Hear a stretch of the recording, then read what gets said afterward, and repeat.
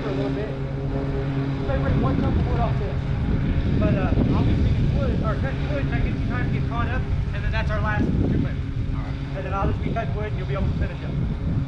Alright, so the complicated aspect of this limb is not seen really on camera. The problem is, if I redirect to it, it's leaning over the roof, it's going to hit. If I redirect it to the one I'm standing on, it's also going to catch the corner of the roof and grab the gut. So I'm basically just going for a tip over and lay it down below my feet into that unit. The reason it's going to work is because the rigging point is all the way over to the right of the rigging ring, and it should pull it that direction and away from the house. So this isn't something you would do if you had just the littlest, smallest area to land things in, but if the angle of the rope is right, you can really just get it to pull it away, and that's what I needed there. That limb was actually over the roof, so with the angle of the ring where it was at, it pulled it right into that union. I just needed to make sure I didn't get myself. So this one, same thing. We're gonna use it to pull it away from the house. So.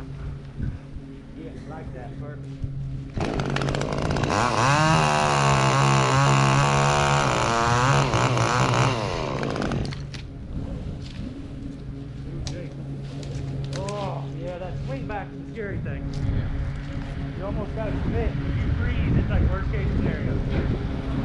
So I figure this is probably as good a time as any to discuss it. But if you look here to the right, the way the rigging setup is laid out, and the rings are set up here with this the Thai Alaska ring, which was my main ring that I was rigging off of. It's backed up with an X ring to the center of the screen here, which allows it to go at not such a sharp angle into the ring, which gives it a good spin radius to begin with, which just makes everything safer. But on top of it, with this Ultra Sling, I'm actually able to share the load between 2 stems. This bigger one here, and the smaller one, which actually gives us a better lowering point. That small one there is much smaller than a lot of the stuff we rigged off of it, but because it's backed up by the larger one, I'm able to use it and give myself a much better rigging point and lowering point, and it eliminates a lot of headache of hanging stuff up. So you can use some pretty small limbs if the rigging setup is done correctly, and backing things up can make them much stronger. So we're sharing the load between these two, and without it, this limb out here could not take the loads that we were putting onto it. I know for a fact. So the rigging setup is so important. I just feel like it doesn't get the credit that it deserves a lot of times. So I still have a few things to do here, and I'll explain. What up? I'm gonna rig these last two so Jake can keep going. So these here, I'm gonna run a redirect over to it. I'll lower them down myself. Quick game when I do it.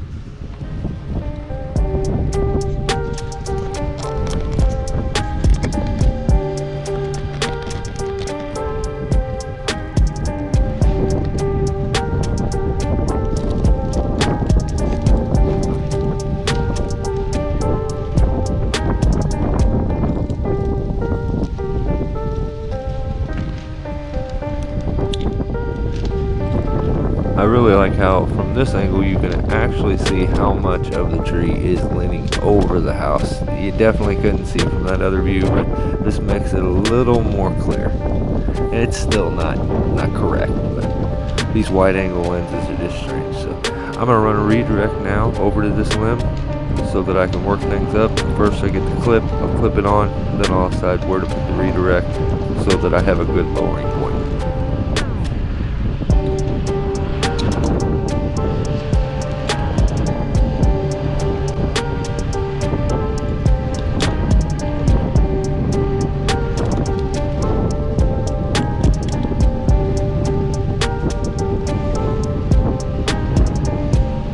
Alright, so as of right now, the rigging point is over here on this rigging ring. You can see where the rope comes out. So The reason for the redirect is that would pull it back into the stub, it would probably hang up, and it would be an unnecessary amount of swing, and it's not going to miss them stubs and get to the side. So a redirect is going to now change the lowering point from here at the rings to all the way over here where I'm at, which is directly below the cut. So the limb no longer has to take this long swing before it gets into the rigging system. It's instant. So also, if you notice, I got a bit of a let's see how that, see, I had that locked off on a couple stubs, and as I hang it, I reach down, undo it off the stubs, lower the limb. Jake runs over, unclips me real quick, and do it again. But if you notice, look down here, over to the left here. You can see this little orange speed line strap. And it is working as a redirect because my climb line was actually running up through where the rigging system's going to be. So to prevent at any time there being rope on rope contact, because my system is a stationary system, my rope doesn't move, but the rigging system is a moving rope system, so it's constantly moving. And if it was to be running over or across my climb line repeatedly, it will clearly, just without a shadow of a doubt, will burn right through it, and you can get yourself really hurt. So you want to make sure that your climb line is out of the ropes, the rope path, and that's what this little redirect does. So for those of you who's wondering, that's what that is.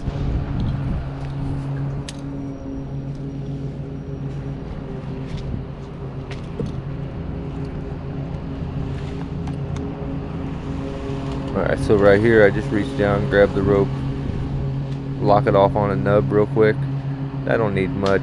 Just take like a simple little wrap here, almost like half hitching it, so that when it adds the weight it'll lock off. Make a cut, hang the branch, put my saw up, reach up, pull that half hitch off, and lower down. So these kind of little tricks, you don't have to use stubs even. You could bring up something as simple as a carabiner and a strap, or a figure 8, or a shackle, or anything, to where you can take wraps on and get some friction. A figure 8 works really good for this kind of stuff. But yeah, it's just little tricks that you pick up. There was no need to have, Jake on the ground always having to stop and do everything for me the whole time when I can do it. So I just go a little slower at it, rig a little slower, and do it piece by piece, and just try not to put too much weight into it to where I burn my fingers trying to hold something. But yeah, that was the gist of it.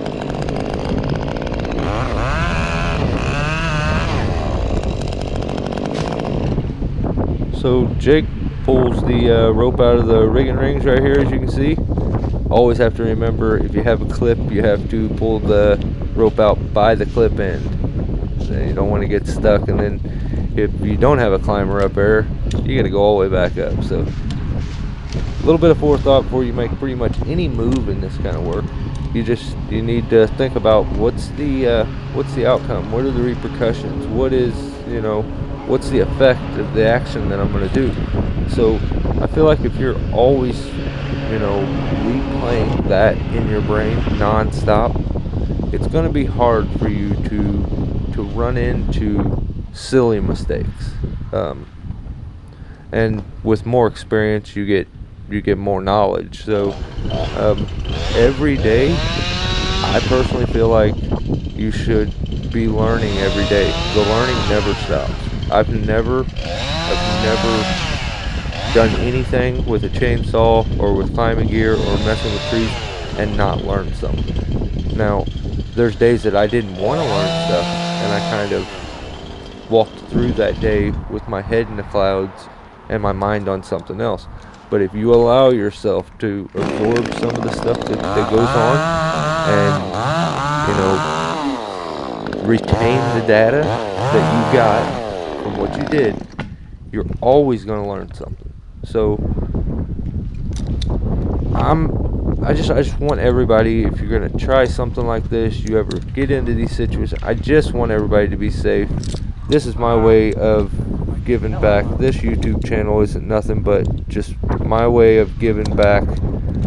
I don't have an apprentice, I don't have a son, I don't have anybody to show this to, so I show it to you guys. So I'm gonna finish up here, and I just want to say thanks for hanging out and watching the video, and for the support. So if you don't mind, like the video, dislike it. If you didn't like it, maybe leave me a comment, and if you haven't subscribed and you wanted to, that'd be nice. Show you when I get down. Okay, so we're gonna go empty. This is what we got left on the ground. Not a whole bunch. I still got a few clippings to do on that bald cypress on the other side, and then I gotta follow